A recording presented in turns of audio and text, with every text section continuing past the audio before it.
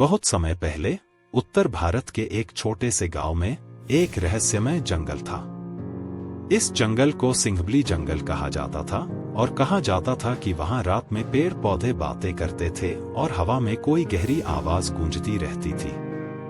गांव वाले कहते थे कि इस जंगल में एक जादुई शक्ति निवास करती है जो किसी को भी अपने चमत्कारी ताकतों से बचा सकती है, लेकिन किसी को भी बिना इजाजत दिए जंगल में कदम नहीं रखना चाहिए।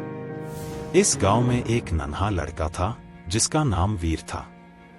वीर को जंगल के बारे में बहुत सी कहानियां सुनने को मिली थी और वह हमेशा सोचता था कि क्या वह कभी उस जंगल में जाकर उसकी रहस्यमय शक्तियों का सामना कर पाएगा।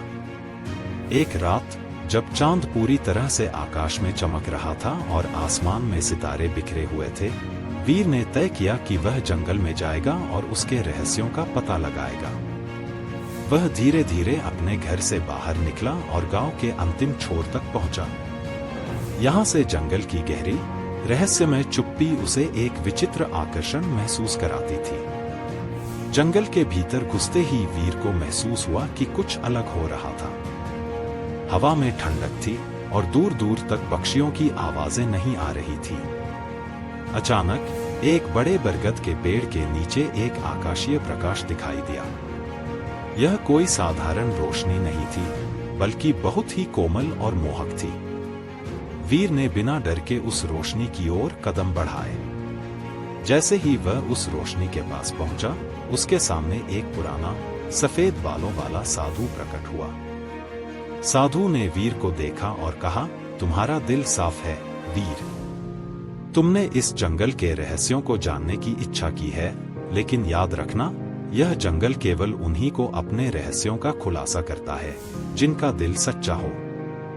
वीर ने निडर होकर पूछा, तो मुझे क्या करना होगा गुरुजी?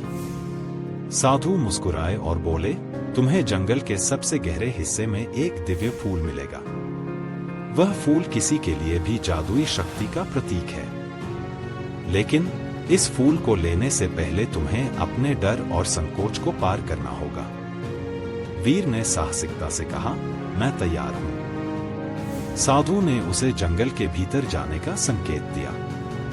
वीर ने अपने कदम बढ़ाए और अंधेरे में धीरे धीरे गहरे जंगल में प्रवेश किया।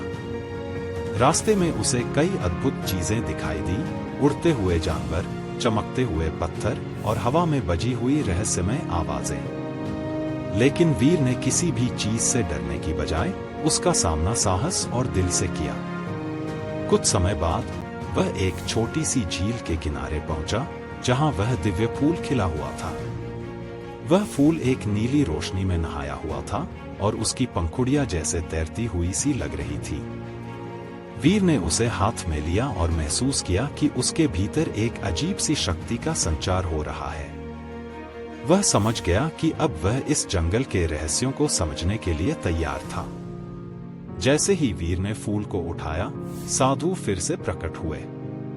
उन्होंने कहा, तुमने सही रास्ता अपनाया। अब तुम जानते हो कि डर से बड़ा कोई शत्रु नहीं है। यह फूल तुम्हारी आत्मविश्वास की शक्ति का प्रतीक है। वीर ने सिर झुकाकर साधु का आभार व्यक्त किया और धीरे धीरे वापस गांव की ओर लौट आया। जब वह घर पहुंचा तो उसकी आंखों में एक नई चमक थी और उसके भीतर एक अदृश्य शक्ति का एहसास था। उसने सीखा था कि सबसे बड़ी जादुई शक्ति भीतर होती है, सच्चे दिल और साहस में। अब गांव वाले वीर को एक नायक के रूप में मानने लगे, क्योंकि उसने उस जंगल के रहस्यों को जाना था और कभी भी अपने डर से भागा नहीं था।